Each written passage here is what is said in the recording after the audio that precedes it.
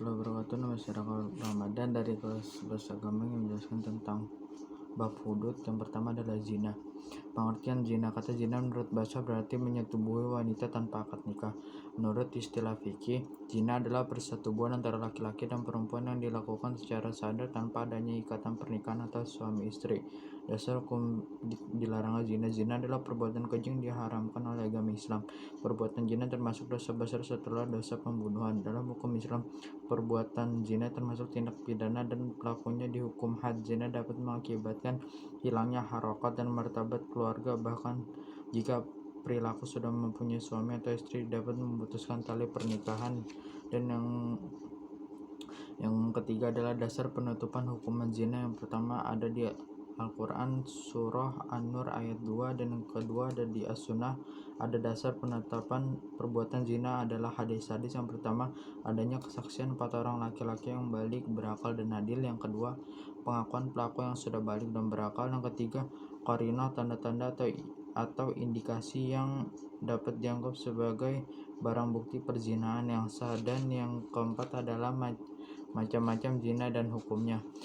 Penerapan zina, para pezina mendapat hukuman yang berbeda sesuai dengan penggolongannya zina, dan dapat juga dilakukan oleh orang yang sudah berumah tangga, baik yang berstatus suami istri atau duda, janda maupun masih remaja.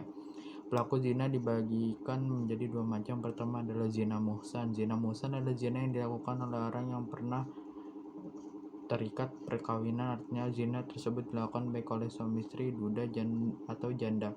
Yang kedua adalah zina ghairu muhsan, adalah zina yang dilakukan oleh orang yang belum pernah menikah.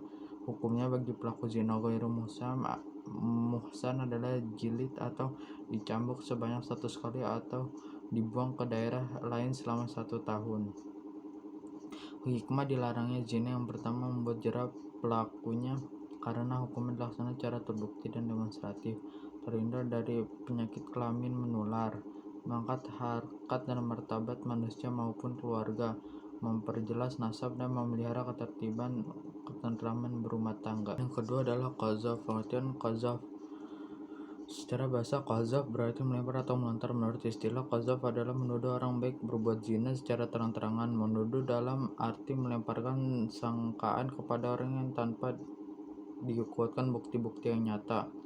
Yang kedua adalah had qazaf. Para fuqaha sepakat bahwa orang yang menuduh orang lain berbuat zina tetapi tidak mampu mendatangkan 4 orang saksi mendapat hukuman. Yang pertama didera atau dijilid 80 kali jika pelaku qazaf orang yang merdeka. Yang kedua didera atau dijilid 40 kali jika pelaku qazaf seorang hamba sahaya. Dan yang ketiga adalah syarat-syarat gugurnya had qazaf. Yang pertama, penuduh dapat mendapatkan 4 orang saksi yang menyaksikan bahwa bertuduh benar-benar berbuat zina. Yang kedua dengan li'an, jika suami menuduh istri berzina tanpa mengemukakan 4 orang saksi.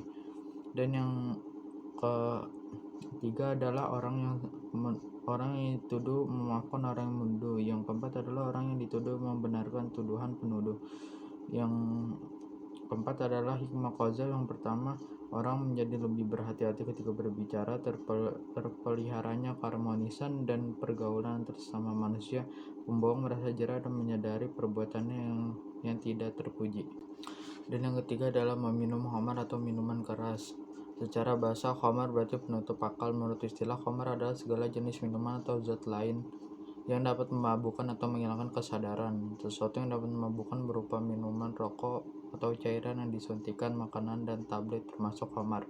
Dasar hukum dilarangnya meminum khamar terdapat di Al-Quran surat Al-Maidah ayat 90, dan terdapat di hadis Nabi Muhammad SAW yang bersabda, kullu muskirin haram, artinya semua yang memabukkan itu hukumnya haram.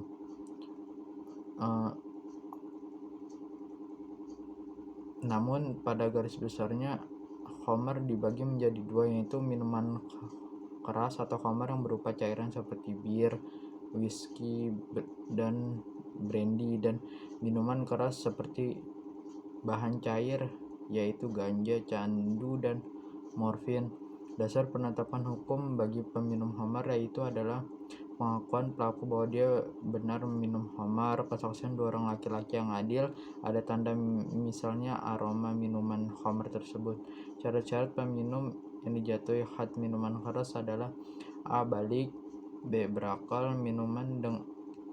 Minuman dengan sengaja, dan D. Peminum tahu bahwa yang diminumnya adalah sesuatu yang memabukkan. Had bagi peminum khamar. Seorang peminum khamar dapat hukuman had yang dianggap sebagai orang fasik kecuali dia bertobat. Penyebutan fasik bagi peminum khamar telah disepakati para ulama meskipun tidak sampai pada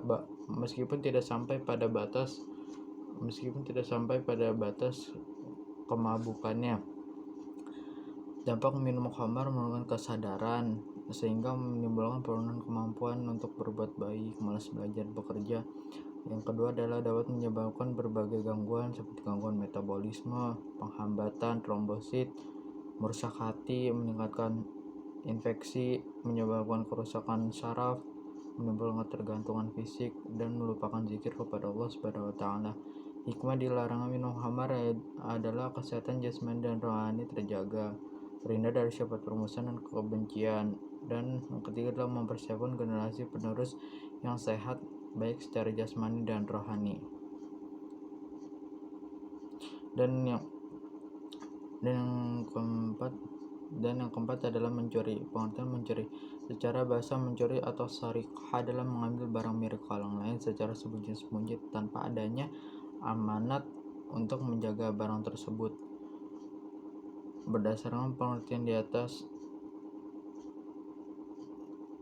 apabila ditetapkan sebagai pencuri, pelakunya dapat dikenakan had apabila memenuhi syarat. Pertama, pelaku pencuri adalah mukallaf atau balik. Pelaku mengakui perbuatannya. Pencurian dilakukan dengan sembunyi-sembunyi. Orang mencuri sama sekali tidak mempunyai andil kepemilikan. Barang dicuri milik orang lain. Terus yang mencuri hukumnya haram karena mengambil hak milik orang lain. Macam-macam pencurian dan hadnya. Pencurian yang harus dikenakan had dibedakan menjadi dua: pencurian sugro dan kubro. Pencurian sugro adalah pencurian kecil, mengambil harta orang lain, dan pencurian kubro pencurian yang besar, mengambil harta orang lain secara terang-terangan. Dan hukum had bagi pencuri yang sudah memenuhi syarat adalah wajib dipotong tangannya sesuai dengan firman Allah yang ada di surat Al-Maidah ayat 38. Dan berdasarkan hadis, had mencuri adalah yang dilakukan pertama kali adalah dipotong sendi pergelangan tangan kanannya,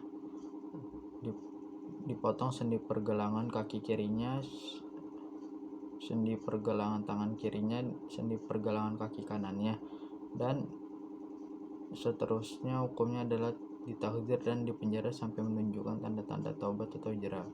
Batas nisab barang yang dicuri. Menurut mazhab Syafi'i, nisab barang yang dicuri adalah 1/4 dinar atau sekitar 3 gram emas. Menurut mazhab Hanafi, barang curian adalah 10 dirham. Mazhab Maliki dan Hambali yaitu sekitar emas sekitar 3,36 gram. Dan yang kelima adalah hirabah. Hirabah adalah menyambut, merampok, atau merompak. Dari segi bahasa diambil dari harbun yang artinya perang. Menurut istilah hirabah berarti mengambil harta orang lain dengan kekerasan atau ancaman senjata, atau kadang-kadang disertai dengan pembunuhan. Dan yang kedua adalah hukum hadirobah. Perbuatan hirabah dilakukan dengan kekerasan, terkadang disertai pembunuhan. Hukum hirabah adalah haram. Di samping hukuman dunia, orang yang menyambuk, merampok, dan merompak mendapat hukuman di akhirat, yang itu azab yang pedih di neraka. Dan had yang dijatuhkan sesuai dengan jenis kejahatannya. Yang pertama, jika mengambil harta dan membunuh, hadnya adalah dihukum mati dan disalib. Jika membunuh korbannya tetapi tidak mengambil hartanya, hadnya adalah dihukum mati. Jika mengambil harta tetapi tidak membunuh, hadnya kakinya dengan cara silang. Jika tidak mengambil harta dan tidak membunuh karena tertangkap, sebelah sempat berbuat sesuatu atau memang sengaja nakut-nakuti saja, haknya adalah dipenjara atau diasingkan. Perbedaan menyamun, merampok, dan merompak. Menyamun terjadi di darat, tempatnya sepi dan jauh. Merampok terjadi di darat dan tempatnya ramai. Merompak terjadi di laut atau dikenal dengan nama bajak laut. Hikmah dilarangnya hirabah menjauhkan seorang dari tindak kejahatan, melindungi hak milik orang lain, mendorong manusia untuk memiliki harta dengan cara sah, terwujudnya lingkungan yang aman dan damai. Mungkin itu saja yang bisa saya sampaikan, kurang lebihnya saya mohon maaf. Assalamualaikum warahmatullahi wabarakatuh.